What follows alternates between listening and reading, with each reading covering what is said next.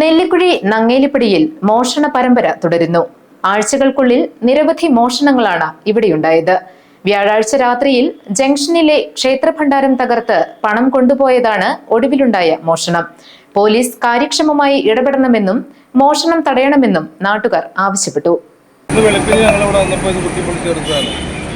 അതുപോലെ തന്നെ ഇതേ കടയിൽ കാണുന്ന ചെറിയ കടയുടെ ഉള്ളിൽ കയറി 10,000 എടുത്ത് പൈസ എടുത്തുകൊണ്ട് പോയി. ഈ കടയിലും കയറി നങ്ങേലിയുടെ ട്രാൻസ്ഫോമറിൻ്റെ LKVയുടെ ചെമ്പടിച്ചുകൊണ്ട് പോയി. കഴിഞ്ഞ അപ്പുറത്തെ ഹോട്ടലിൽ കയറി ആർക്കും ഒരു ഉത്തരവാദിത്വമില്ലാന്ന് തോന്നുന്നു.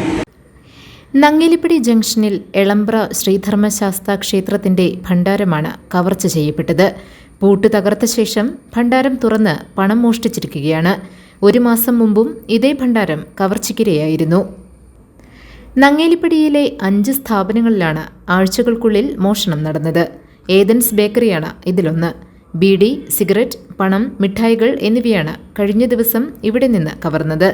സൈഡിലെ ഗ്രില്ല് പൊളിച്ചാണ് മോഷ്ടാവ് അകത്ത് കടന്നതെന്ന് ഉടമ സുജിത് പറഞ്ഞു. പിന്നെ ഒരു 1700 ചില്ലറ ഇരിപ്പുണ്ടാവും.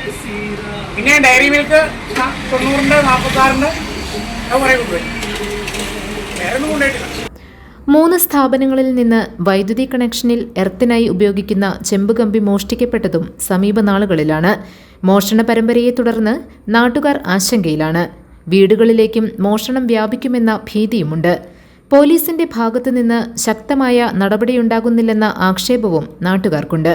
എത്രയും വേഗം മോഷ്ടാക്കളെ പിടികൂടാൻ പോലീസ് തയ്യാറാകണമെന്ന് ഗ്രാമപഞ്ചായത്ത് മുൻ അംഗം AK സുകുമാരൻ ആവശ്യപ്പെട്ടു. ഇതുപോലെ തുടർച്ചയായിട്ട് കളവെടുക്കണമെങ്കിൽ ഇതെല്ലാവരും അനാസ്ഥയാണെന്നുള്ള കാര്യത്തിൽ ഒരു സംശയമില്ല. അധികാരികളും മറ്റുള്ളവരും ഇത് ശ്രദ്ധിക്കുകയും എത്രയും പെട്ടെന്ന് ഈ കള്ളനെ ആരാ ചെയ്തതെന്നുള്ളതിനെ നിയമത്തിൻ്റെ മുന്നിൽ കൊണ്ടുവരികയും ഇവൻ ഇന്ന് ഇങ്ങനെ ചെയ്യണമെങ്കിൽ നാളെ ഏതെങ്കിലും വീടുകളിൽ കയറി കക്കാൻ സാധ്യതയുള്ള കാര്യത്തിലൊരു സംശയമില്ല. ഇതിനു മുമ്പ് ഒരു മാസത്തിന് GTV ന്യൂസ് കോതമംഗലം.